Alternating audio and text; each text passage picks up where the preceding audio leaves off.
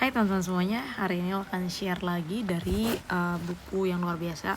Dari buku Formula untuk Kerendahan Hati Anak atau Hamba by Bishop D. Howard Mills. Nah, di sini aku akan share di halaman 17 gitu. Jadi apa sih yang membuat kita bisa terlihat rendah, gimana sih agar kita tuh bisa rendah hati gitu. Kita harus belajar seperti apa dan apa yang harus kita lakukan. Nah, di sini Bishop D. Howard Mills tuh ada share gitu.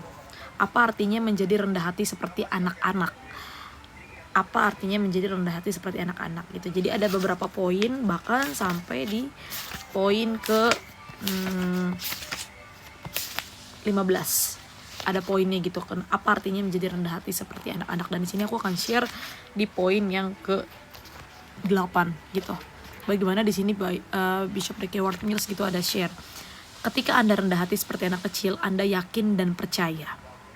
Nah, di sini anak-anak kecil percaya gitu sama cerita fantastis dari kisah Santa Claus yang kita kenal gitu, bahwa dari kecil kita mengenal bahwa Santa Claus adalah seorang yang suka memberi hadiah gitu, suka datang ke rumah gitu, apalagi waktu malam Natal ya, memberikan kado-kado terbaik, keinginan-keinginan kita, harapan kita di bulan penuh indah, bulan yang sangat kita tunggu-tunggu gitu, menyambut kelahiran Tuhan Yesus.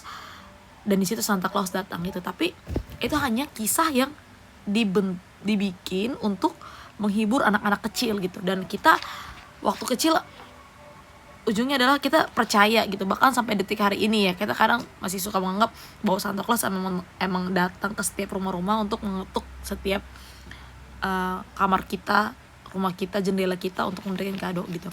Tetapi di sini yang pengen aku lingkarin adalah gitu, bahwa anak kecil sangat polos, sangat percaya dengan hal-hal yang sekecil itu gitu. Jadi kenapa sih kita harus punya rasa rendah hati seperti anak kecil, belajar gitu dari anak kecil, bahwa anak kecil polos ketika diceritakan tentang sesuatu yang dia belum tahu gitu kebenarannya gitu. Dia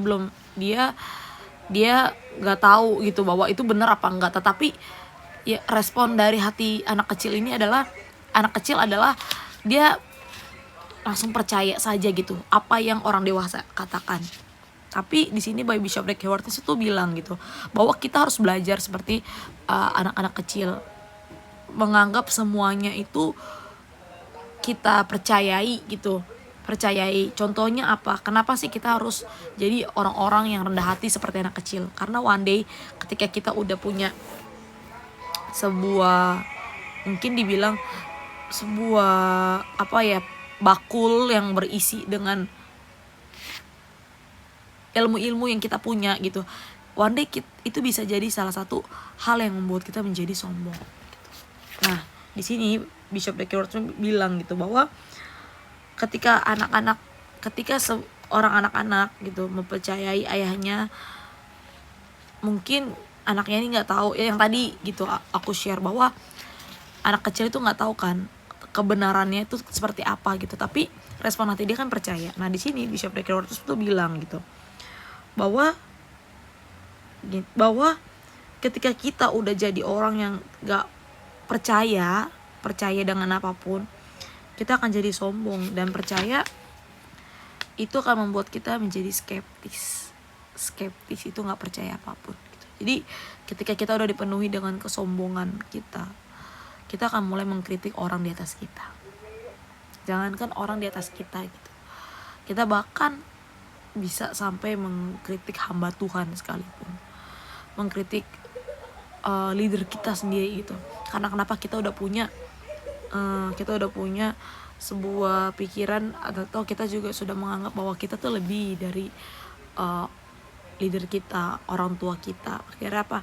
Respon hati kita nggak percaya, kita skeptis, dan kita selalu mengkomentari ya bahasanya.